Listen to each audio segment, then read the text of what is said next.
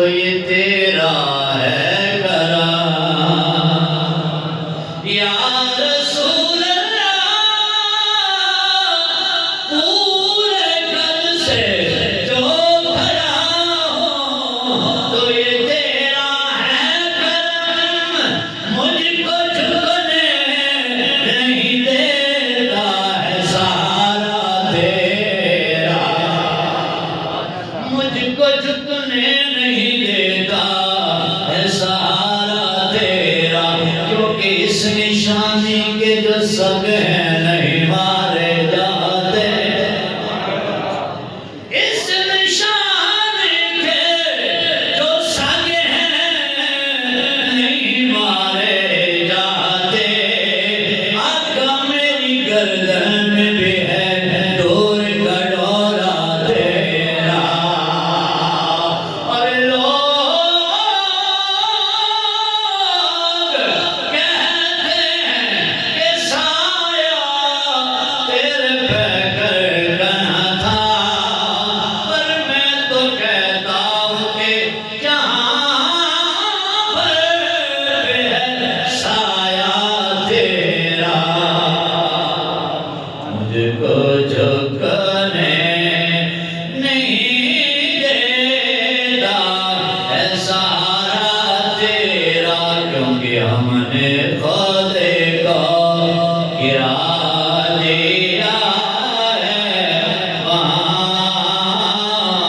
گرنے والے جہاں سنبھلتے ہیں اور یہ ایسا کیوں ہے اپنی اوقات صرف اتنی ہے کچھ نہیں بات بس اتنی ہے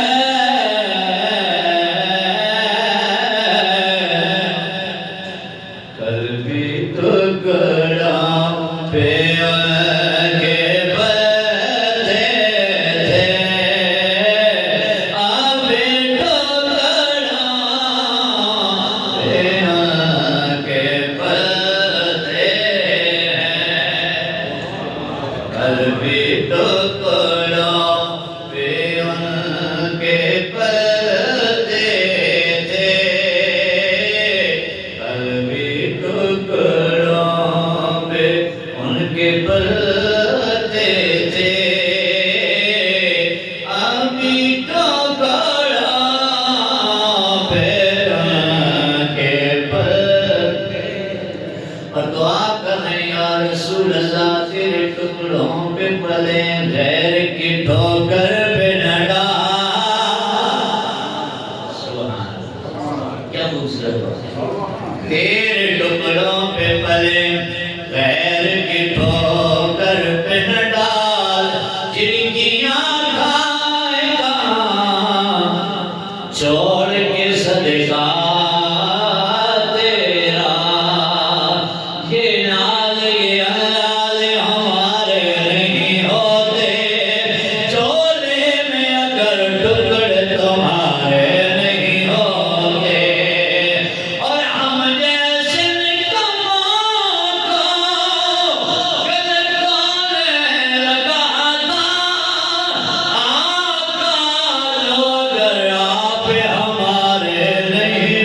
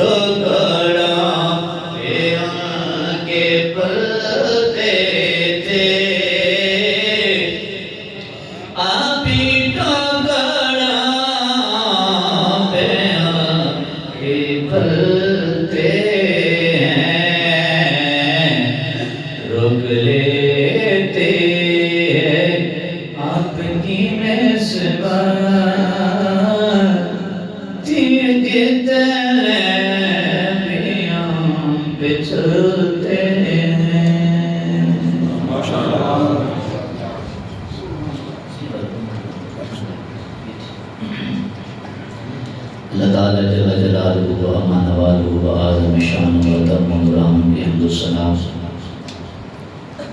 بارگاہ حضور سرور کونین مالک کوثر شفیع معاشر و سارے جہان دستگیر زمان حضور پر نور شافع یوم مشہور مقصود کائنات مطلوب کائنات چاہت کائنات حسن کائنات کرم کائنات سبب کائنات سبب ثبات کائنات صلی اللہ علیہ وآلہ وسلم کے دربار کرم میں اپنی عقیدتوں محبتوں کی نیاز پیش کرنے کے بعد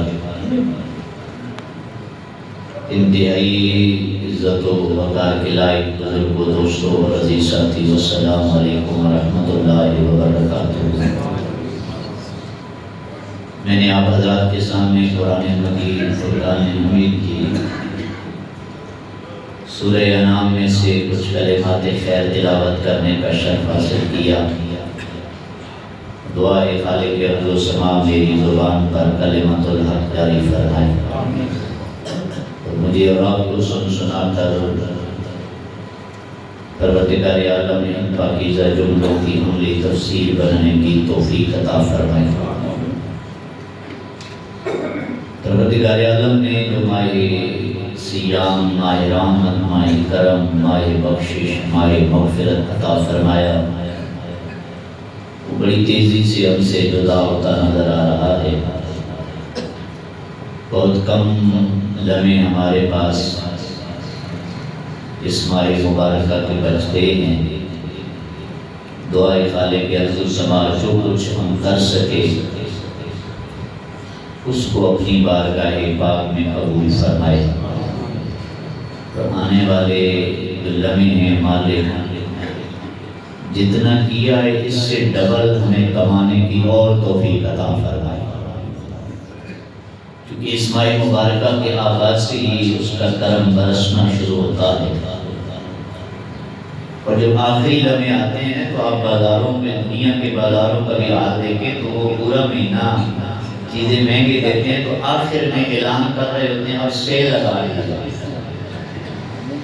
اب انہیں بھی پتا ہوتا ہے کہ جو بچ گیا ہے وہ کس کام کا، اب ہم نے بانٹنا تو ہے، تقسیم تو کرنا ہے، بیچنا ہے، سیل لگا دے، سستی بھی لگا دیتے ہیں اور شور مچا ہوتا ہے ہر دکان کے سامنے، ہر بازار میں کہ اب سستے داموں لے جاؤ۔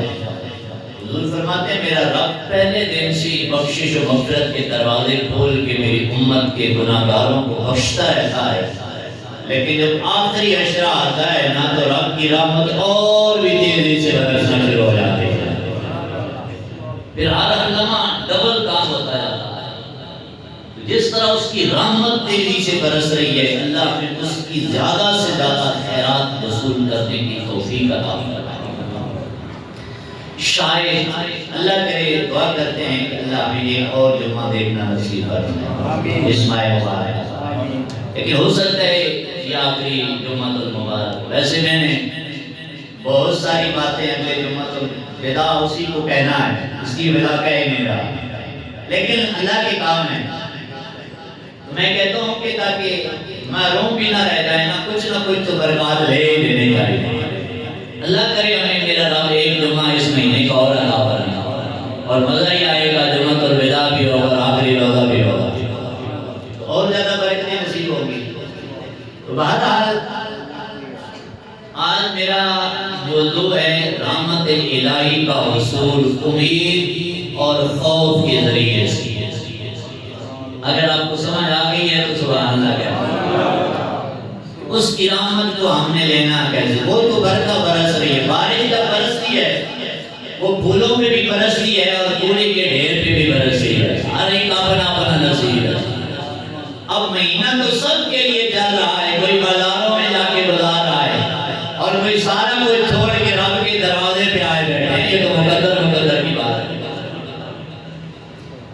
اللہ رب العالمین نے ارشاد فرمایا وَإِذَا جَاءَكَ الَّذِينَ يُؤْمِنُونَ بِآيَاتِنَا، میرے حبیب جب میرے بندے آپ کے دروازے پہ بہت سے ہیں کہ جو ہماری آیتوں پر ایمان رکھتے ہیں. فَقُلْ سَلَامٌ عَلَيْكُمْ، سب سے پہلے تو یہ انہیں سلام پیش کیجیے. اس آیت کا ترجمہ اتنا مزہ دیتا ہے، فرض آتا ہے اس طرح میں کچھ رب فرما رہا ہے اپنے معبود کو کہ میرے بندوں کو سلام دے. اچھا جسے حضور فرمائے تیرے اوپر رب سلامتیاں عطا فرمائے. سلام کا معنی یہ ہے نا کہ رب تیرے اوپر سلامتیاں فرمائے.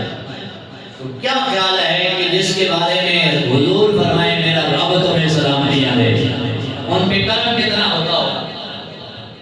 فَقُلْ سَلَامٌ عَلَيْكُمْ، میرے حبیب آپ انہیں سلام عطا کیجیے. قَتَبَ رَبُّكُمْ عَلَى نَفْسِهِ الرَّحْمَةَ، رب نے غلاموں کو بتا دو کہ رب نے اپنے ذمہ کرم لے لیا ہے کہ اس نے ان پہ رحمت فرمانی ہے. اس کا معنی یہ ہے کہ رب نے لازم کر لیا اپنے لیے کہ ہم نے ہر حال میں اپنے بندوں کو کرم سے نوازنا ہے. کاتبہ لکھ لیا ہے، لیکن فرماتے ہیں ہم نے لکھ لیا ہے، اپنے ذمہ لے لیا ہے. کیا علی نفسہ الرحمہ، کہ ہر بندے پہ ہم نے رحمت کا نزول فرمانا ہے.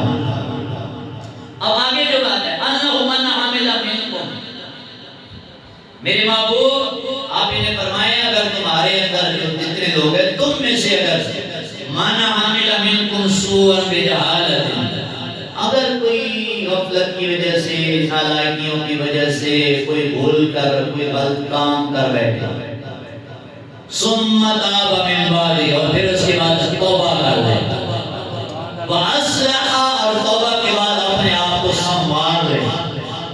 صرف توبہ نہیں، توبہ کے بعد اپنے آپ کو اصلاح، اپنی اصلاح کر لے. یا اللہ پھر کیا ہوگا؟ فرمایا فَإِنَّهُ غَفُورٌ رَحِيمٌ، وہ بڑا بخشنے والا رحم کرنے والا ہے. اس آیت کریمہ کے شان نزول کے حوالے سے مختلف فرامین ہیں. میں صرف ایک بات اس کے نزول کے حوالے سے کرنا چاہتا ہوں. حضور کی بارگاہ میں نہ کچھ لوگ اکٹھے ہو کے آئے، اگر آج کہتے ہیں کہ یا رسول اللہ بڑی غلطیاں ہو گئی، بڑے قصور کر لیے، بڑے گناہ سردار ہو گئے. پیچھے پلٹ کے دیکھتے ہیں تو سوائے اندھیروں کے نظر کوئی نہیں آتا. اپنی زندگی کی چادریں گناہوں سے سیاہ ہو گئی. آقا لگتا ہے ایسا ہے کہ بچنے کی کوئی گنجائش کوئی نہیں ہے. پتہ ہوتا ہے ہر بندے کو پتہ سارا سردار مقیمیاں دا پردے ایبام دے پائے بھی پیدا ہو گئی. یہ ایک لمحے کے لیے بندہ گریبان میں ڈھانپ کے دیکھے نا تو ساری کہانی سامنے آتی ہے. پیچھے پلٹ کے دیکھتا ہے نا بندہ، وہ بچپن سے لے کر آخرت تک سارے کا سارے اعمال آپ کو سامنے آ جاتے ہیں. بندہ کر کے دیکھتے تو صحیح کریں، چلو یہ آخری عشرہ اعتقاد راتوں میں کر کے دیکھ تو بہت سارا احسان ہو جائے گا. تو آئے حضور کے دروازے پہ بیٹھ کے روزوں کی عرض کرتے ہیں حضور لگتا ہے ایسا کہ بچنے کی کوئی گنجائش نہیں ہے. حضور تھوڑی لمحوں کے لیے خاموش ہوئے تو جبریل امین آ گئے اور یہی والی آیت لے کر آئے وَإِذَا جَاءَكَ الَّذِينَ يُؤْمِنُونَ بِآيَاتِنَا، میرے محبوب یہ جو آپ کے دروازے پہ آئے بیٹھے ہیں، جو ہماری آیتوں پر ایمان رکھتے ہیں، یہ ہے ان لوگوں کے لیے جو مسلمان ہو کے غلطیاں کر بیٹھے. ایمان تو ہے نا ہمارا اللہ کے فضل و کرم سے. تو یہ جو آئے بیٹھے ہیں آپ کے پاس اور ہماری آیتوں پر ان کا ایمان بھی ہے، سب سے پہلے تو فَقُلْ سَلَامٌ عَلَيْكُمْ، انہیں سلام پیش کیجیے. اور پھر فرمایا كَتَبَ رَبُّكُمْ عَلَى نَفْسِهِ الرَّحْمَةَ، تم پریشان نہ ہو، رب فرما رہے ہیں کہ ہم نے تو اپنے ذمہ کرم لے لیا ہے، تمہارے اوپر کرم نہیں کرنا ہے. اور پھر کیا ہے فرمایا انہ من عمل منکم سوءا بجہالۃ، تمہارے اندر جتنے لوگ ہیں تم میں سے اگر کوئی غلطی کی وجہ سے گناہ کر بھی بیٹھے تو پھر کیا ہے ثم تاب من بعد، فرمایا اس کے بعد فوراً توبہ کر دے واصلح، اور اپنے آپ کو سنوار دے. یہ میں اس پہ زور اس لیے دے رہا ہوں کہ ہم ایک دن توبہ کرتے ہیں صبح پھر وہی حال ہوتا ہے. رات کو روتے ہوئے راتیں گزرتی ہیں، جا کر صبح وہی آغاز پھر وہی پرانے گناہوں پر. ایسا نہیں ہے. صحابہ کرام کی زندگیاں پڑھ کے دیکھیں، اسلام لانے سے قبل جو کچھ ہو گیا سو ہو گیا، لیکن جب کلمہ پڑھ کے در مصطفیٰ میں آئے ہیں تو پھر اپنے آپ کو یوں سنوارا ہے، یوں اصلاح کی ہے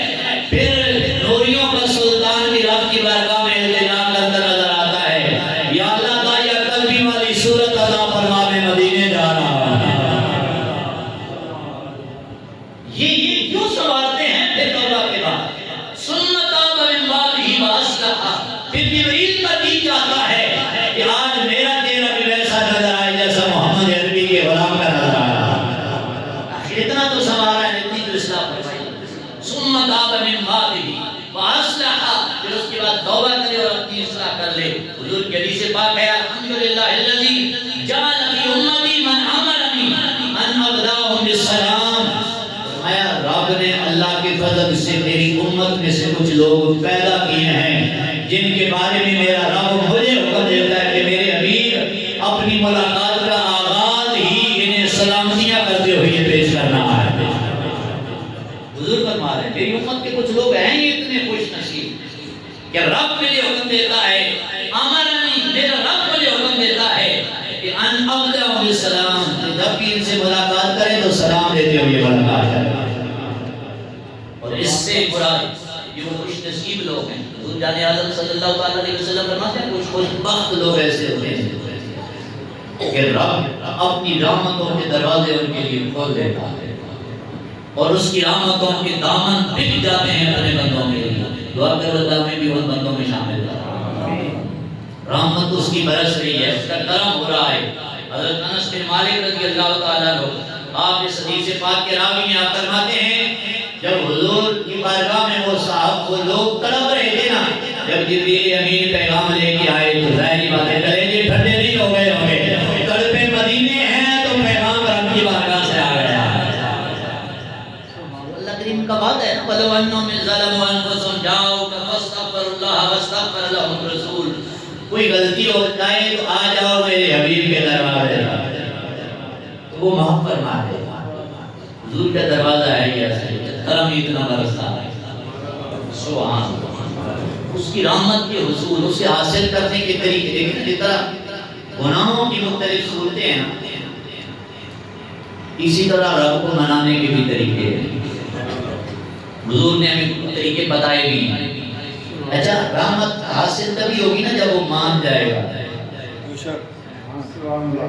جس سے کوئی چیز لینی ہوتی ہے تو پہلے اسے راضی کرنا پڑتا ہے، پہلے منانا پڑتا ہے۔ میرے آقا نے ارشاد فرمایا فرض نماز کے بعد اس سے مناؤ رب مان جائے گا۔ آپ سبحان اللہ ایسا اتنی بڑی اتنا بڑا وظیفہ حضور دے رہے ہیں۔ فرض نماز کے بعد یہ سے بڑا دعا مانگو رب بولیے، رب کیا ہو جائے گا؟ مان جائے گا۔ تہجد کے وقت مصلی پہ جا کے نفل پڑھو رب مان جائے گا۔ کسی بیمار کے پاس جا کے اس سے دعا کراؤ رب مان جائے گا۔ مسافر سے دعا کراؤ رب مان جائے گا۔ کوئی مدینے سے ہو آئی اس سے دعا کراؤ رب مان جائے گا۔ حضور نے رب کو منانے کے طریقے فرمایا اس سے دعا کراؤ رب مان جائے گا۔ اوے رمضان کی آخری عشرے کی تاک راتوں میں آنسو بہاؤ رب لیلۃ القدر میں رات کو جاؤ رب مان جائے گا۔ شب قدر کو شب برات کو ان راتوں کو مناؤ رب۔ طریقے بتائے ہیں رب کو منانے کے۔ اب رب کو منانے کے آج کی گزرنے میں اس مختصر سی وقت میں دو طریقے اختصار کے ساتھ گزارش کرنا چاہتا ہوں۔ آپ سبحان اللہ منانا ہے نا جی سب نے رب کو انشاءاللہ منانا ہے رب۔ بلکہ صوفیاء تو کہتے ہیں بیٹھ جاؤ اس کے دروازے پہ، بلکہ حضور کے حدیث مبارکہ بھی ہے کہ رب سے مانگتے ہو یہ نہ کہا کرو کہ یا اللہ آپ کی مرضی ہے تو دیں، آپ کی مرضی ہے تو دیں، آپ کریم ہیں، آپ رب جو ہیں، آپ مالک ہیں، بلکہ عرض کیا کرو یا اللہ مانگنا بھی آپ سے ہے اور دینا بھی آپ سے ہے۔ ہم نے لینا آپ ہی سے، اور کہاں جائیں گے آپ کے دروازہ چھوڑ کے؟ بیٹھ جایا کرو اس کے دروازے پہ۔ اور ایک اور صوفیاء فرماتے ہیں کہ جب بندہ اللہ کے گھر میں آ جاتا ہے نا دعائیں قبول نہ بھی ہوں، صوفیاء کی خوبصورت تعلیمات سنیں، دعائیں قبول نہ بھی ہو، بات نہ بھی بنے، پھر بھی پریشان نہ ہوا کر، یہ تھوڑا کرم ہے آئے تو اسی کے دروازے پہ بیٹھے ہیں۔ روزے ہم نہ کریں اللہ کے فضل سے، باتیں کر رہے ہیں، تلاوتیں کر رہے ہیں، تراویح پڑھ رہے ہیں، سارا کچھ کر رہے ہیں، پتہ نہیں وہ راضی ہے کہ نہیں، لیکن یہ پھر بھی مایوس نہ ہو، یہ بھی تو بڑا کرم ہے نا، آئے تو اسی کے دروازے پہ بیٹھے ہیں، ابھی تو کرم ہو ہی جائے گا انشاءاللہ۔ تو اس کے راضی کرنے کے، اس کی رحمت کے حصول کے دو طریقے ہیں۔ ایک طریقہ اس کی رحمت کا جو کریم آقا صلی اللہ علیہ وسلم نے بیان فرمایا ہے، وہ آپ کے سامنے بیان کر رہا ہوں. آپ سبحان اللہ. سرکار دو عالم صلی اللہ علیہ وسلم نے ارشاد فرمایا مخلوق خدا پہ رحم کرو اللہ تمہارے اوپر رحم فرمائے گا. کیا ہے پہلا طریقہ؟ کیا ہے؟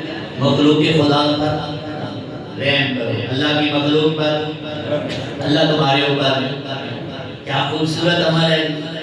مخلوق رب کا بات ہے تم میری مخلوق پہ رحم کرو میں تمہارے اوپر رحم کروں گا. دو تین حدیثیں مبارکہ حضور فرماتے ہیں راحمون یرحم الرحمن. اللہ کریم فرماتے ہیں تم میری مخلوق پہ رحم کرو رحمان تمہارے اوپر کرم فرمائے گا. اس کی رحمت اس کے لیے انتظار کر رہی ہوتی ہے کس سے ملنی ہے؟ فرمایا جو میری مخلوق پہ کرم کرتا ہے میں اس پہ کرم کرتا رہتا ہوں. تو ایک طریقہ اس کی رحمت کے حصول کا یہ ہے اللہ کی مخلوق پہ رحم کرو. اور ایک حدیث مبارکہ حضور فرماتے ہیں ارحموا من فی الارض یرحمکم من فی السماء. زمین والوں پہ تم رحم کرو آسمان والا تمہارے اوپر مہربانی فرمائے. زمین والوں کا تم کرم کرو آسمان والا تم پر مہربانی فرمائے گا. تیسری حدیث مبارکہ ہے ارحموا ترحموا. فرمایا تم بھی رحم کرو تمہارے اوپر رحم ہوتی رہے گی. تم رحم کرتے رہو گے تمہارے اوپر رحم ہوتی رہے گی. واغفروا یغفر اللہ لکم. تم لوگوں کو معاف کر دیا کرو وہ تمہیں معاف کرتا رہے گا. کسی سے غلطی ہو بھی گئی ہے نا تو ہم تو معاف کرنے کے لیے تیار نہیں ہوتے. چھوٹی سی غلطی ہو جاتی ہے حضور فرماتے ہیں تم معاف کر دو اللہ کے بندوں کو وہ تمہیں معاف کر دے گا. سودا پھر بھی مہنگا یار وہ کسی طریقے سے راضی ہوتا ہو تو راضی کر لینا ہے. اور اس کا طریقہ کیا ہے کہ حضور نے فرمایا تم اللہ کے بندوں کو معاف کر دو اللہ تمہیں معاف کر دے گا. اللہ تمہیں کیا کرے گا بولیے معاف کر دے گا. بات سمجھ آ رہی ہے؟ سبحان اللہ کہہ کے جواب ہے. رب کو منانے کا ایک طریقہ اس کی رحمت کے رسول کہ یہ اللہ کی مخلوق کے رہتی ہے. اور پھر اس کے مختلف صورتیں یہ ہیں مخلوق پہ رحم کرنے کے کہ بندہ دو بچھڑے ہوں کو آپس میں ملا دے.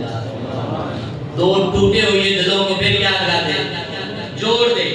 ناراضگی صلح کرا دے. بڑے خوبصورت عمل ہے سبحان اللہ کہہ رہا ہے.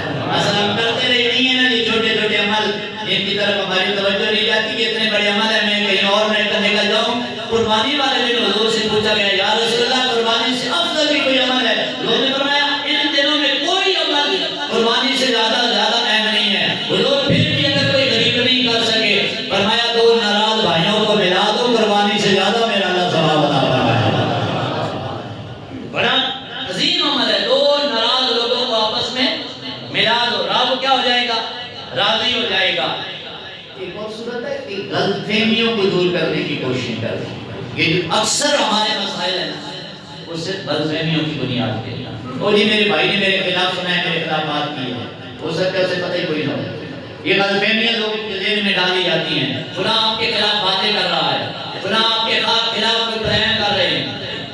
ہمارے استاد محترم فرمایا کرتے تھے جن کا تعلق اپنے پالن ہار رب کے ساتھ درست ہوتا ہے نا دنیا کچھ نہیں کر سکتی.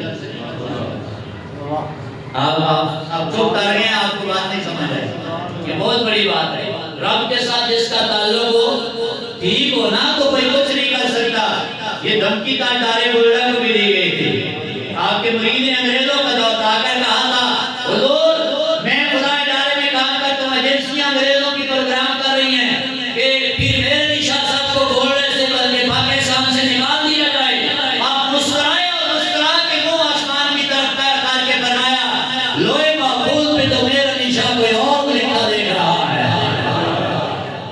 آپ نے فرمایا اوپر سے کچھ اور لکھا ہوا ہے. آج تک گھوڑے کے پہاڑوں میں چلا جاؤ میرا نشاہ کا ڈیرا وہیں پہ ہے. اللہ کے ساتھ تعلق مضبوط ہو تو کوئی کچھ نہیں کر سکتا. اس لیے لوگوں کی وجہ سے کہ فلاں میرے خلاف ایسا کر رہا ہے تو سر درد لے کے بیٹھ جانا میرا تو فلاں ہو جائے گا کوئی کچھ نہیں کر سکتا. اس لیے غلط فہمیوں کو دلوں سے نکالنے کی کوشش کریں. تو ایک طریقہ رب کے اصول کی رحمتوں کے اصول کا یہ ہے کوشش کریں کہ ایک دوسرے کے لوگوں کے پاس بیٹھے نا کوئی کہے کہ یار فلاں میرے خلاف بڑا باتیں کر رہا ہے آپ اسے چھوڑو یار یہ ویسے آپ سے غلط فہمی بن گئی. بجائے اس کی کیا کہیں ہاں یار میں بھی سن کے آیا ہوں وہ تو بڑا آپ کے خلاف باتیں کر رہا ہے بات زیادہ بڑھ جاتی ہے.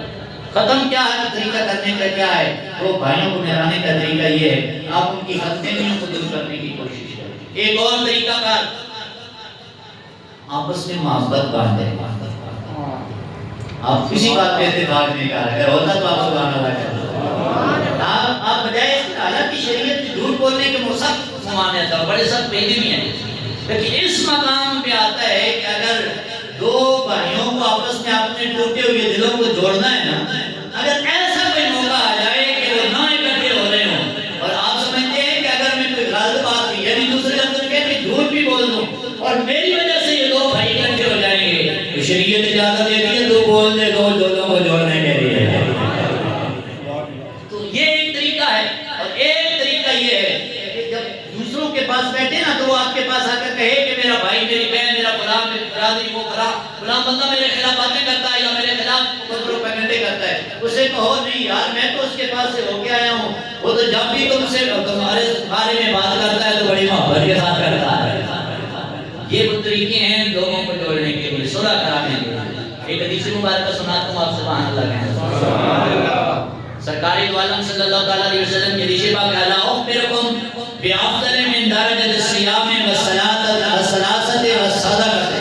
فرمایا میرے صحابہ کیا میں تمہیں جو عمل نہ بتاؤں جو نماز سے روزہ سے صدقہ سے بھی زیادہ افضل ہے. نماز روزہ حج زکات ہر چیز سے کیا ہے افضل ہے. خدا کے بندے تو ہیں ہزاروں، بنوں میں پھرتے ہیں مارا مارا، پر میں اس کا بندہ بنوں گا جس کو خدا کے بندوں سے پیار ہوگا. حضور فرما رہے ہیں نماز روزہ حج زکات صدقات سے افضل عمل. یا رسول اللہ کرم فرمائیے بتائیے وہ کون سا عمل ہے؟ حضور نے فرمایا الصلاۃ ذات البین، دو ناراض بھائیوں کو آپس میں ملا دینا. یہ ساری عبادتوں سے افضل عبادت ہے، یہ ہر عبادت سے افضل عبادت ہے. اس دفعہ ہم نے اس ماہ رمضان سے یہ بھی سبق لے کے جانا ہے، توبہ ہر گناہ کی ہے اور یہ بھی توبہ کریں کہ ہم نے ساری زندگی ناراضگیوں میں گزاری ہے، یا اللہ آپ پیار کے ساتھ گزارنے والے ہیں. اس دفعہ ذرا توبہ کا کوئی موضوع یہ بھی ہونا چاہیے نا. ہر سال وہی اپنے جناب کے مجھ سے نماز نہیں پڑھی روزہ پڑھا، یہ ضرور توبہ کریں، یہ بھی گناہ ہے بھائی. اور حضور کے حدیث مبارکہ کے آگے حصہ حضور نے فرمایا جو بندہ دو مسلمان بھائیوں کو آپس میں لڑانے کی کوشش کرتا رہتا ہے، ہوتے ہیں نا برادری میں ہمیشہ اس طرح کے لوگ، جو اس طرح سے بندہ کوشش کرے گا تو حضور فرماتے ہیں یہ وہ عمل ہے جو نیکیوں کو کھا جاتا ہے. نمازیں پڑھ کر بھی برباد ہو جائیں گے، حج کی کے بھی برباد ہو جائیں گے، روزہ رکھ کے بھی برباد ہو جائیں گے. اس لیے حضرت بلے شاہ نے فرمایا تھا مجھ کو دیری تجھ نہیں مل رہا.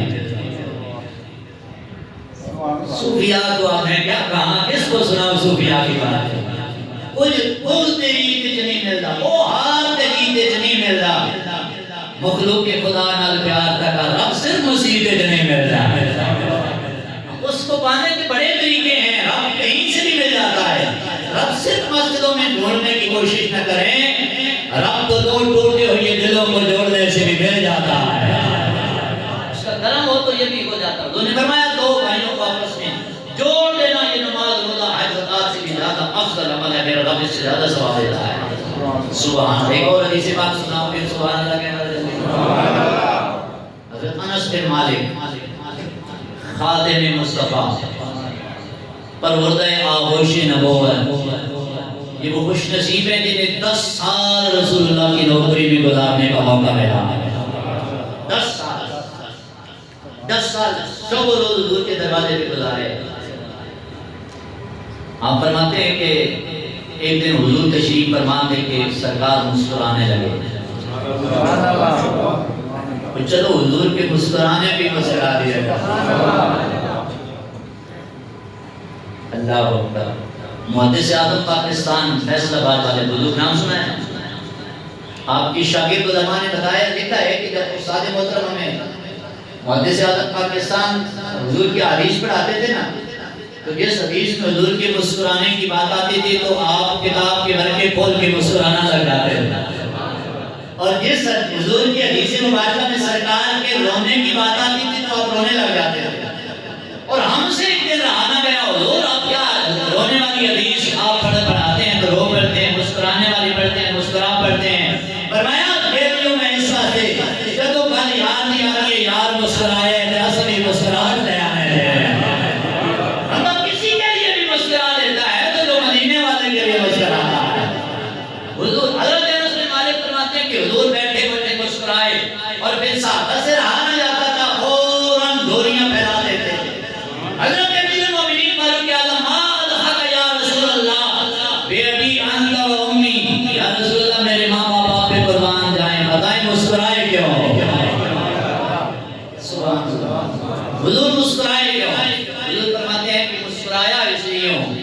قیامت کا دن آئے گا، میرے دو امتی رب کی عدالت میں دو زانو ہو کے بیٹھیں گے.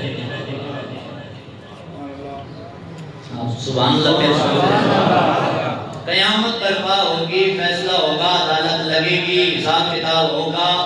صدیوں بعد نہ جانے کب ہوگی، لیکن مدینے والا مدینے میں بیٹھ کے صدیوں بعد کی باتیں بتا رہا ہے. اسی کو علم غیب نہ کہوں اور کیا کروں. حضور مدینے میں بیٹھ کے او قیامت کے بعد کے حالات بتا رہے ہیں. تو مجھے بتاؤ اب مدینے میں بیٹھ کے غلاموں کو نہیں جان دے؟ اللہ لے جائے اب تو مدینے میں. سبحان اللہ. حضور فرماتے ہیں میں دیکھ رہا ہوں قیامت کا دن، رب کی عدالت لگی ہوگی، دو میرے امتی بیٹھے ہوں گے رب کے سامنے، دو زانو ہوگا. اور وہ ایک بندہ دوسرے کے بارے میں کہے گا کہ یا اللہ دنیا میں مجھے انصاف نہیں ملا، مجھے اس انصاف دے کے. کوئی دنیا کے فیصلے کرنے والوں، ہماری جھوٹی عدالتوں میں بیٹھنے والوں، یہ سوچ لو جتنا مرضی گھوم لو پھر لو رشوتیں لے لو، جانا ہے اس کی عدالت میں. حضور فرماتے ہیں وہ بندہ رب کے سامنے عرض کرے گا یا اللہ لے آیا ہوں، اس نے میرے ساتھ ناانصافی کی تھی، دنیا کی عدالتیں کھنگال کھنگال کے آیا، انصاف نہیں ملا، تو ہے نا انصاف دینے والا، یا اللہ اس سے انصاف لے کے دے. حضور ارشاد فرماتے ہیں جب وہ یہ کہے گا نا یا اللہ اس سے انصاف دلوائیں، تو رب کریم فرمائے گا اس سے کیا انصاف دلو، اس کے پاس تو نیکیاں ہیں کوئی نہیں، پہلے حساب ہوا ہے، تو اس کے تو زندگی کی ساری نیکیاں ان کے کھاتے میں چلی گئی جس جس کے ساتھ اس نے جاتی ہیں. اب کیا لے گا اس سے؟ یہ بھی حساب ہونا ہے کیا مانتے؟ حساب ہوا ہے تو اس کی نیکیاں تو ساری دوسروں کے کھاتوں میں چلی گئی، اس سے کیا حساب لے گا؟ اب آخری حدیث کا حصہ سنیے. حضور فرماتے ہیں وہ کہے گا یا اللہ اگر اس کے حصے میں نیکیاں نہیں ہے نا تو پھر میرے جو حصے کے ہیں نا گناہ وہ اس کے کھاتے میں ڈال دے. اور حضور پھر رو پڑے، اور رو کے پتہ ہے حضور کیا فرمانے لگے. حضرت انس بن مالک فرماتے ہیں چشمان رحمت بھی کریں. حضور روئے، حضور مسکراتے تھے تو کائنات مسکراتی تھی، اور حضور روتے تھے تو کائنات کا ذرہ ذرہ پریشان ہو جاتا. حضرت انس بن مالک فرماتے ہیں پھر جب یہ والا حضور نے حصہ پڑھا نا بیان کیا کہ جب وہ کہے گا یا اللہ میرے گناہ اس کے حصے میں ڈال، میرا بوجھ اس کے کندھوں پہ ڈال. حضور فرماتے ہیں میرے غلاموں قیامت کے دن لوگ تڑپیں گے کوئی ساڈا بوجھ چکا نہ لائے. لیکن کون بوجھ اٹھائے گا؟ وہاں تو ماں بیٹی کی نہیں اٹھا سکے گی، باپ بیٹے کا، بھائی بھائی کا، کوئی بوجھ نہیں اٹھا سکے گا. حضور فرماتے ہیں اس روز لوگ تڑپیں گے کوئی بوجھ اٹھائے کوئی نہیں اٹھانا ہوگا صدقے مدینے والے کا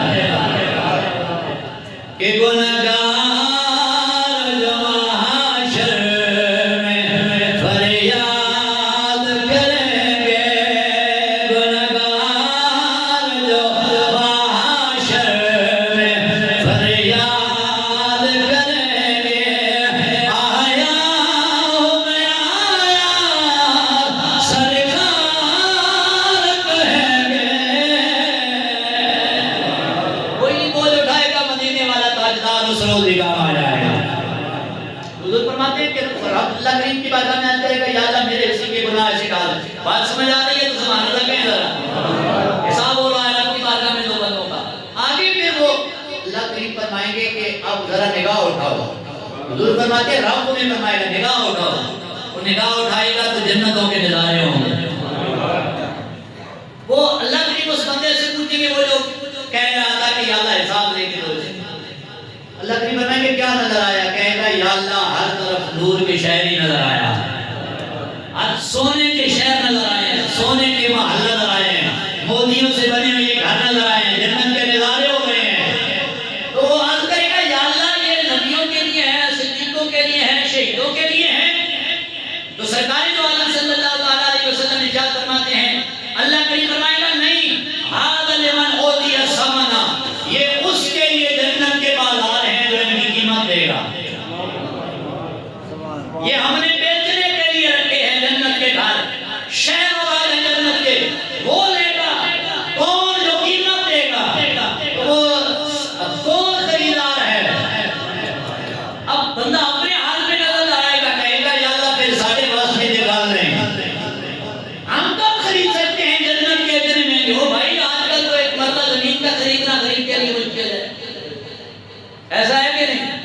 کوئی کہے میری اکاؤنٹ میں خریدنا ہے، کوئی ساری دنیا میری اکاؤنٹ میں جائے، لیکن جنت کے ایک کوڑی کے برابر بھی کوئی نہیں ہو سکتا۔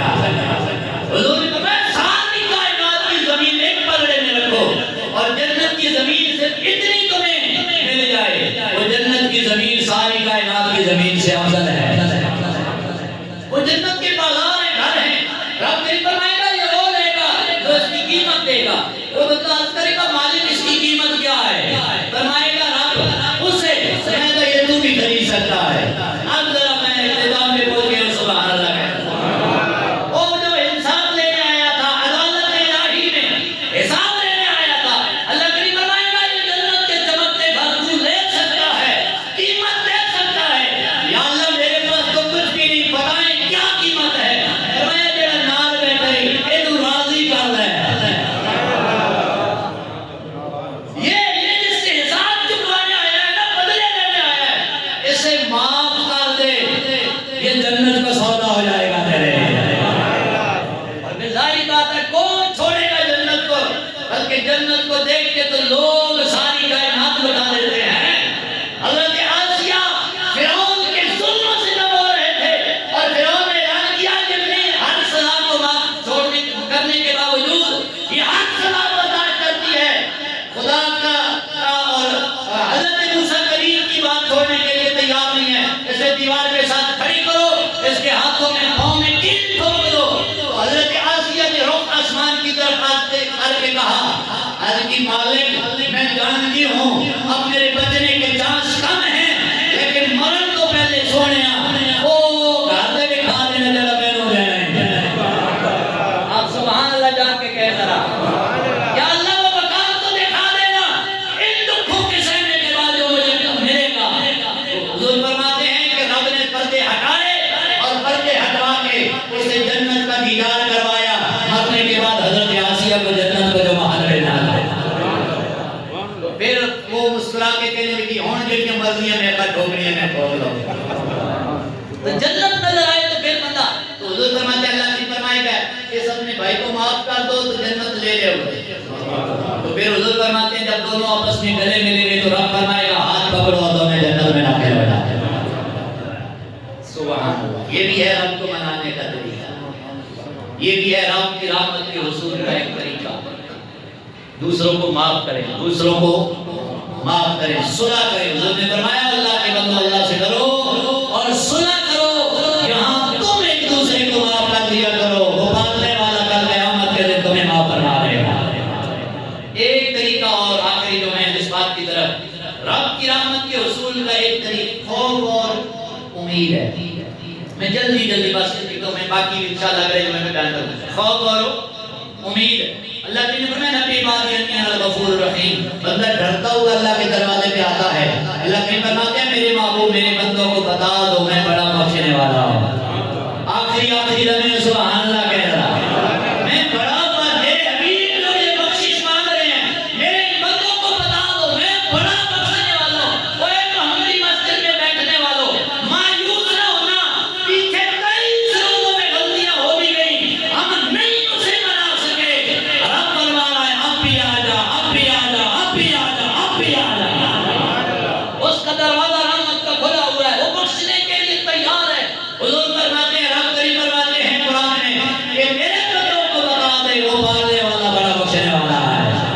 اور پھر اس کی شان یہ غافر ذنب، وہ گناہ کو معاف کرنے والا ہے۔ سبحان اللہ، وہ غافر ذنب گناہ کو معاف کرنے والا ہے، وقابل توبہ توبہ قبول کرنے والا ہے، شدید عقاب ہے لیکن نالے نہ منو تے سخت سزا بھی دے رہا ہے، ضد طول ہے اتنا کرم کرنے والا ہے۔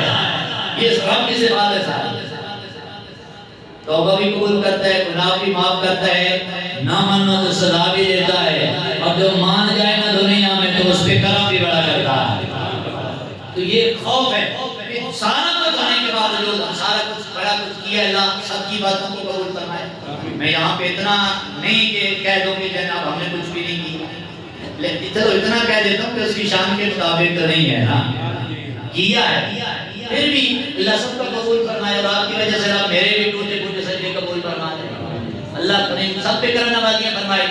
ایک ہے خوف، کہ کچھ کرنے کے باوجود بھی یہ نہ کریں کہ ہم نے تو بڑا کچھ کر لیا ہے، اب ہمیں معاذ اللہ کچھ ضرورت نہیں ہے۔ نا، یہاں تو تاجدار صداقت بھی روتے نظر آتے ہیں کہ جن کے لیے جنت کن پر قرآن مجید میں وقع ہوئی، حضور کی زبان سے سنی، لیکن روتے ہوئے خوف یہ ہے، عرض کرتے ہیں اڑتے ہوئے پرندے کو دیکھا تو کہنے لگے کاش ابو بکر نہ ہوتا، یہ پرندہ ہوتا، کیونکہ اس نے قیامت کے دن رب کی عدالت میں کھڑے ہو کے حساب ہوئی نہیں۔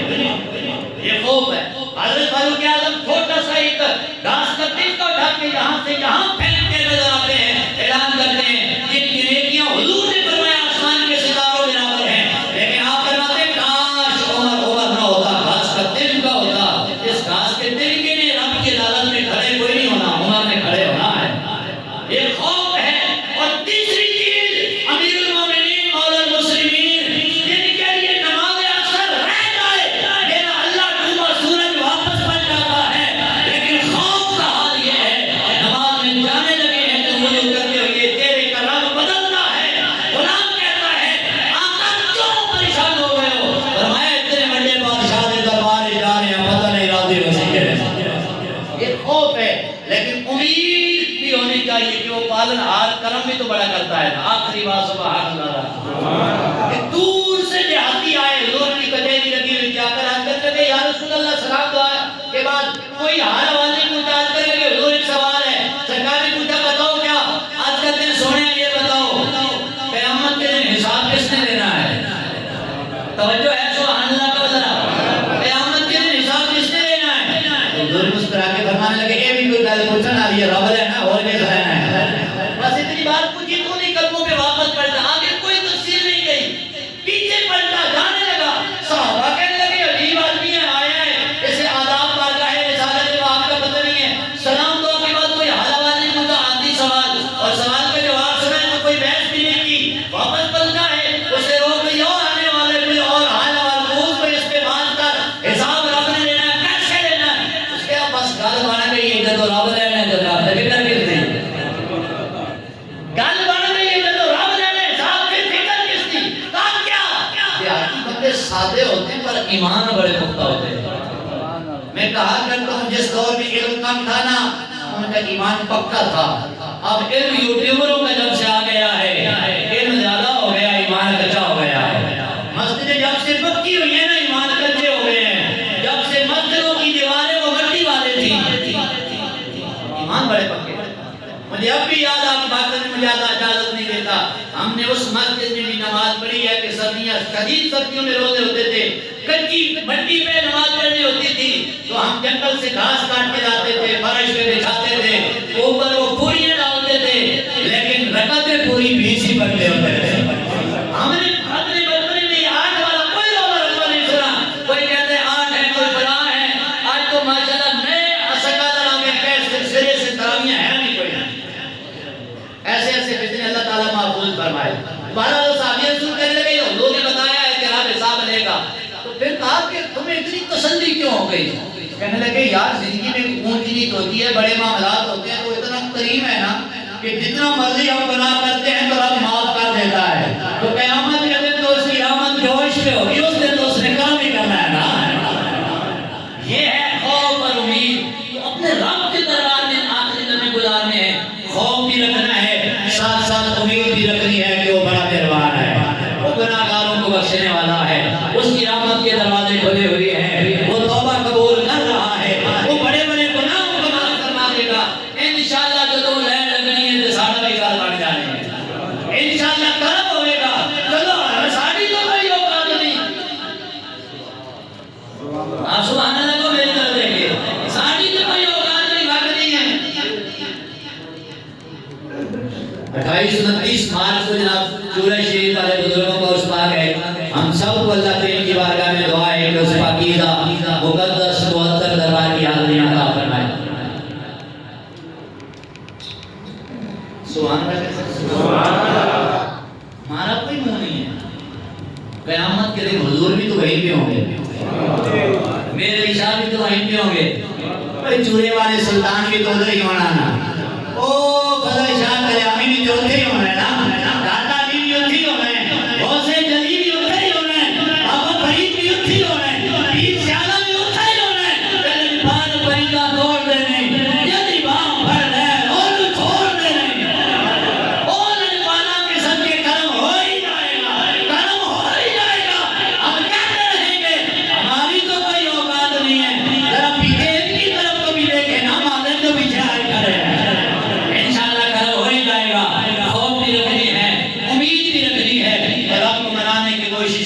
اللہ کریم کی بارگاہ میں دعا ہے مالک و مولا ہم سب پہ کرم نوازی فرمائے۔ آخر میں انشاءاللہ ہمارا 27ویں رمضان شریف کو 26 رمضان مبارک 27 کی رات کو ہر سال کی طرح مسجد شریف میں انشاءاللہ ختم قرآن پاک کی سلسلے میں پاکیزہ پروگرام ہوگا۔ تمام احباب کو بھرپور محبت سے دعوت کی جاتی ہے، خود بھی تشریف لائیں اور اپنے دوست احباب میں ضرور اس پاکیزہ محفل میں شرکت کی دعوت پیش کریں۔ بہت سارے ساتھیوں نے اس ختم قرآن کی پروگرام کے لیے اپنے عطیات جمع بھی کرائے۔